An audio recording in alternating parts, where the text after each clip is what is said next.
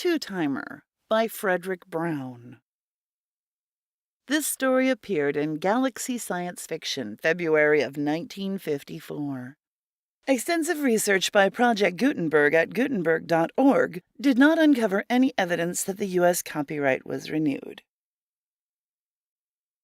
Here is a brace of vignettes by the old vignette master, short and sharp, like a hypodermic. Experiment. "The first time machine, gentlemen," Professor Johnson proudly informed his two colleagues. "True, it is a small-scale experimental model. It will operate only on objects weighing less than 3 pounds, 5 ounces, and for distances into the past and future of 12 minutes or less. But it works." The small-scale model looked like a small scale, a postage scale, except for 2 dials in the part under the platform. Professor Johnson held up a small metal cube. "Our experimental object," he said, "is a brass cube weighing 1 pound, 2.3 ounces. First, I shall send it 5 minutes into the future." He leaned forward and set one of the dials on the time machine. "Look at your watches," he said.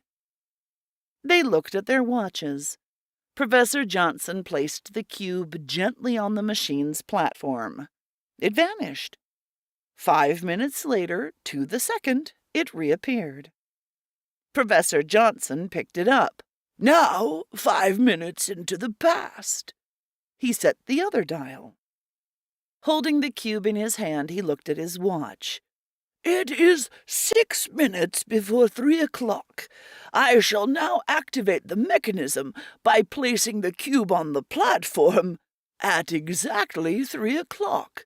Therefore, the cube should, at 5 minutes before 3, vanish from my hand and appear on the platform 5 minutes before I place it there." "How can you place it there, then?" asked one of his colleagues. "It will, as my hand approaches, vanish from the platform and appear in my hand to be placed there. 3 o'clock. Notice, please." The cube vanished from his hand. It appeared on the platform of the time machine. "See? 5 minutes before I shall place it there, it is there." His other colleague frowned at the cube. "But," he said, "what if, now that it has already appeared 5 minutes before you place it there, you should change your mind about doing so and not place it there at 3 o'clock? Wouldn't there be a paradox of some sort involved?" "An interesting idea," Professor Johnson said. "I had not thought of it, and it will be interesting to try. Very well, I shall not."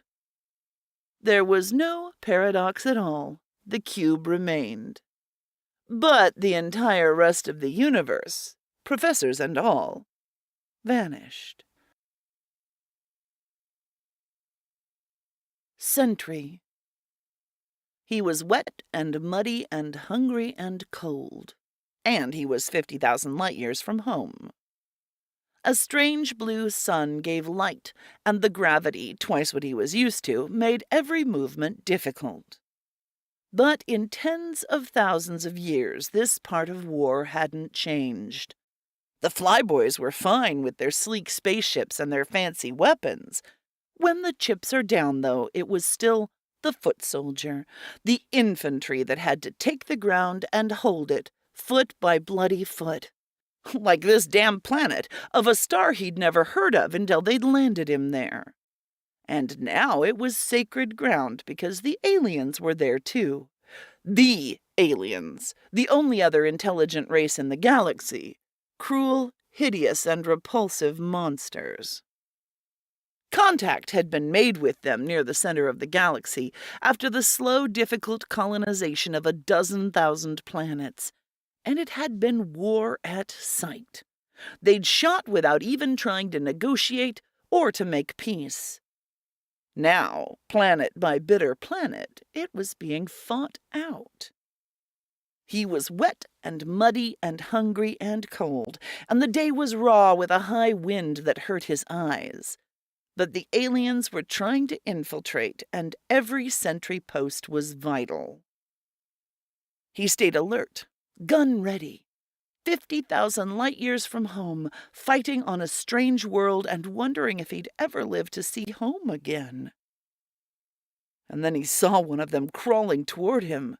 He drew a bead and fired. The alien made that strange, horrible sound they all make, then lay still.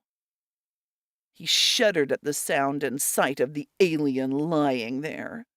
One ought to be able to get used to them after a while, but he'd never been able to. Such repulsive creatures they were, with only 2 arms and 2 legs, ghastly white skins, and no scales. Oh, that's it. Okay.